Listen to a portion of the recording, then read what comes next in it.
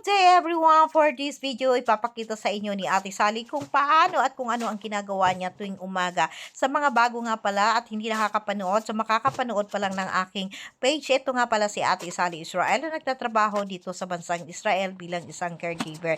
Ito na nga, pagkakising ko, parang nasa Pilipinas lang, tulad natin sa probinsya natin, magwalis-walis muna tayo. At ang walis naman syempre namin dito ay kakaiba, diba? Hindi walis ting-ting. Oh, namimiss ko na nga rin yung walis ting-ting kaso wala dito mga malab. Parang balak ko nga pag umuwi ako ay magdala ako ng walis tingting para malinis na malinis ang aming bakuran, no, diba? At ito nga pala yung dahilan sa mga matagal nang nakakapanood sa akin. Aba, ito po yung dahilan kung bakit panay singkot ko at panay ako allergy tuwing umaga dahil dito naaamoy ko yung mga bulaklak na naglalagasan. At ito na nga, minapatid ko na nga pala ang trabaho ko dito dahil medyo nararamdaman ko na, kailangan ko na palang magkape.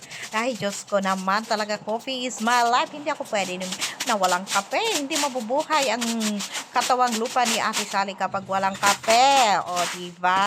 So, dito mga malab, inuubos ko na lang yan, tinapos-tapos ko na lang yan, minamadali ko na talaga, o nakikita nyo naman, o sa mga bago nga sa akin ha, na mga nakakapanood, ang trabaho ko ay isang caregiver, pero kasama po ito sa aming mga trabaho. Oy, hindi lahat po kami ganyan ha, ako lang po yan, hindi naman pala ako, marami-rami din pala kami, ay nako, sinarili na talaga ni Ate Sally. So, hindi lang ako naman, meron talaga mga masiswerte na hindi ginagawa ang tulad ng ginagawa ko, meron namang talagang tulad ng ginagawa ko, ang trabaho. So, bago gumising ang aking mga matatanda, ay tinatrabaho ko na po yan sa labas para naman pag gumising sila ay tapos na ako at bumaba sila, maaliwalas ang bakuran. O, parang sa Pilipinas nga lang, ganun naman tayo, diba? Ang sarap kaya pag kagising mo, maaliwalas ang bakuran. O, diba? So, yun lamang po. So, eto na nga, tapos na ako, naghugas na ako ng aking mga kamay at kinakailangan ko na ditong umakyat talaga dahil ang tiyan ko ay sinasabi ng tara na, kape na tayo. Gutom na ako.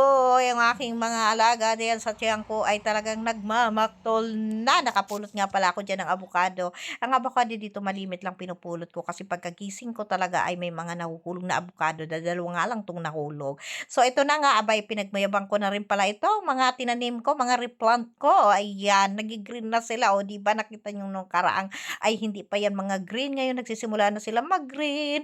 Malapit ko na silang ilagay sa kanilang mga pesto. Ayan. So, hindi naman mga kagandahan itong ating mga bulaklak. Ito yung mga replant lamang kasi wala naman tayong pambili ng mga panibagong mga bulaklak. So, ito na lang yung mga dati. Ito green na kaya nakakatuwa. So, ayan na nga. Malapit na tayong mailabas itong aking mga tinanim. Pero mag-aanap pa ako na maitatanim ko.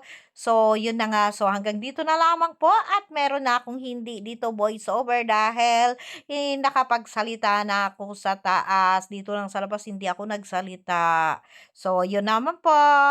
Doon tayo sa hindi voiceover kasi hirap na hirap talaga ako nagbo-voiceover mga langga. Diyos ko po. Kaya, nakawalis na ako sa labas. Tulog ang mga tao dito sa loob. O, diba? Tulog sila.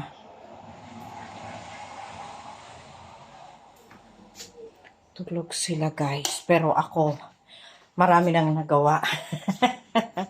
O, diba? Hindi ko niloto yung atisyo kagabi. Ngayon ko lang siya niloto. Para fresh. Pagkising niya meron. Pero pwede na siguro ito. Teka. Tingnan mo. Habang ako, nagwawalis sa labas. Hindi pa. Habang nagwawalis ako sa labas, naman ako. Nagluluto nito. Magkape muna tayo. Kalat ni David ito. Food processor niya.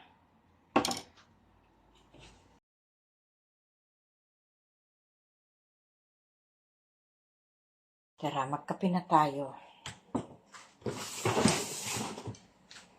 Coffee.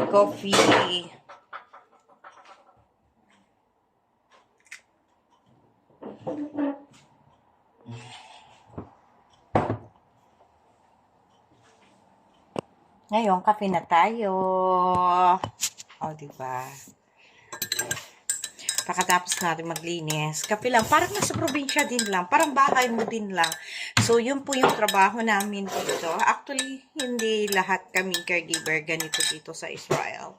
Ilan lang naman kami na ganito. So, sa akin, ito yung pinakang trabaho ko. Nakikita nyo, pagkagising ko, habang tulog pa sila, kumikilos na ako. Kasi, pag gumising si Lula, yung attention mo nasa kanya na makulit. So, para magawa mo yung ibang gawain, habang tulog pa sila, lumarga ka na. Ganon. So, kain tayo. Egg. Ito yung aking almusal. Saka tinapay. So, yun lamang po. Magandang gabi. Magandang umaga pala, Pilipinas. David. Gamze, pakedit. Ini. Asarol. Mag-asarol ka. David, ini. Tasi, זה יותר טוב. לא, עם זה אי אפשר. מה אפשר? זה טוב. זה גם, יש פה צינור, אוי ואבוי. אם הצינור נפגע, יש עוד פה. תראה, יש עוד פה, יש מלא. תראה כמה, מה זה? זה, אני שמתי את זה. אולי יש, Diyos ko, baka may ahas dyan. אני שמתי את זה שלא ייכנס שם. Meron pala dito sa mga ilalim, no? Lang namin, ngayon ko lang po מה עשית nakita. בלגן? וואלה, מה? באתי מצב.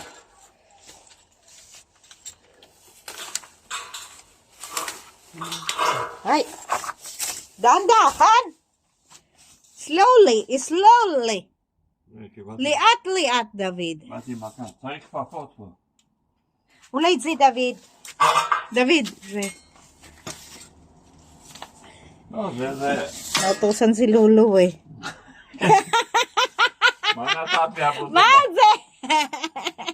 יש יותר טוב, הנה, סלי. הנה, חדש. זה קדש, למה את לא עשת זה? לא, זה לא חותך אותו. זה לא חותך. קצת קוטק. זה לא חותך. תראה. יש גם- קוטק. יש קצת. יש שם צינור. צריך להיזהר מהצינור. Naku, baka may ahas. Kabayaday. Kamayin mo kasi, di ba? Natapos din tayo.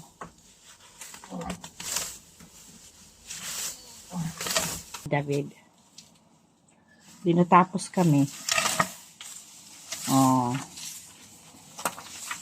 Kasi wala kaming gulok, guys. Yun ang problema.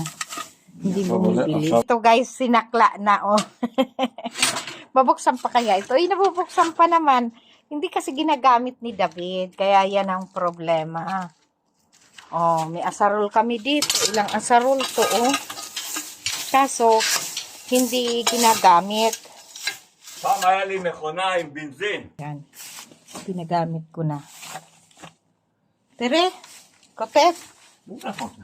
Hmm. אבל זה לא, זה צריך לחתוך עם זה. אתה רואה? את הענפים האלו. Hmm.